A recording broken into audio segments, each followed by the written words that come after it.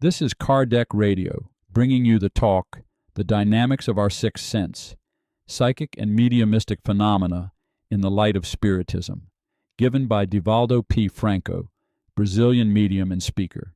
This partial audio recording will cover Chapter 9b, Mediumship as a Therapeutic Tool. Enjoy. While we were talking, I saw a spirit, and the spirit said, "She is going to pay for it." And I said, "Who is she?" The spirit said, "She who is dressed like a man, my old, unfaithful wife. She betrayed me. She changed bodies, but I will not forgive her. I will drive her to suicide, but don't you tell her anything. Otherwise, I will come for you."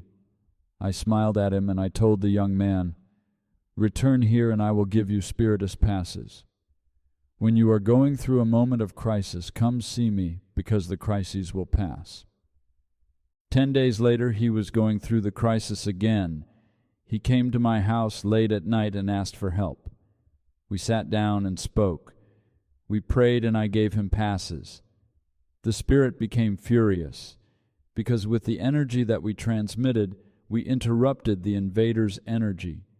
Those energies were located in our cerebral chakra. It is like a power outlet and the plug.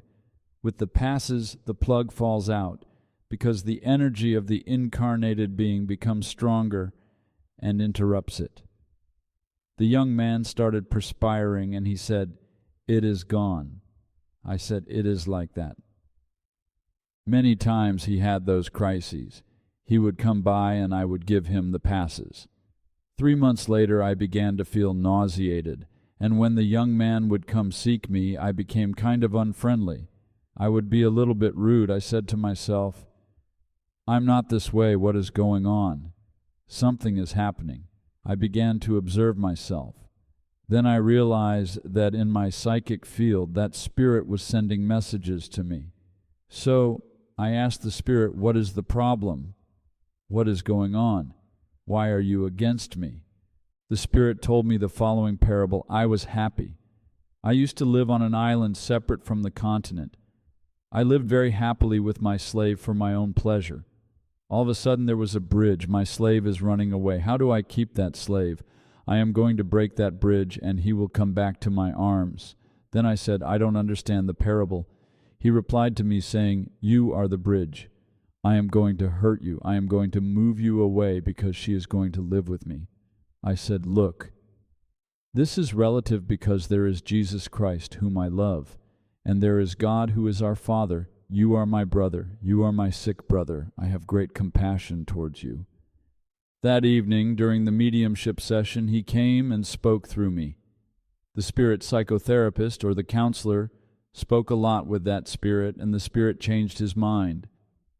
1 year later, the young man didn't feel anything anymore. He said, "Divaldo, I feel so well. I want to give you great news. My wife is pregnant with our third child." It was the obsessing spirit that was reincarnating as his son so that love could change that situation of hatred. That was a true account of obsession in sexuality. Sex was made for life, not life for sex. Eroticism is now in fashion. If a person doesn't get involved in eroticism, the person is considered a dinosaur, not normal. Eroticism is a decay of values. That is why the ignorant, evil spirits interfere, because they experience pleasure through us.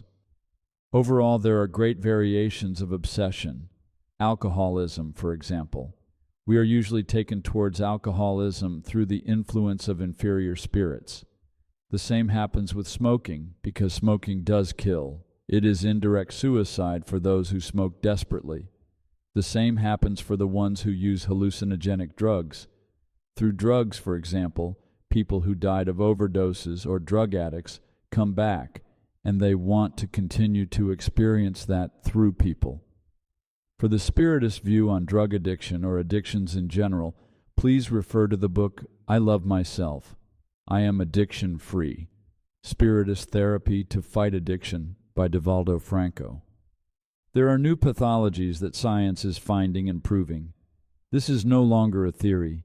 It is a scientific fact that happened in Big Sur, California during the 1970s at a scientific seminar where the greatest American and European psychiatrists were gathered and the notable Dr. Elizabeth Kubler-Ross, who created the doctrine of thanatology, which is the description or study of the phenomena of death and of psychological mechanisms for coping with them. We, spiritualists and spiritists, are supported by science. Our thesis can be presented in any university without fear of failure. Mediumship nowadays is a challenge. To be a medium is a mission, a blessing.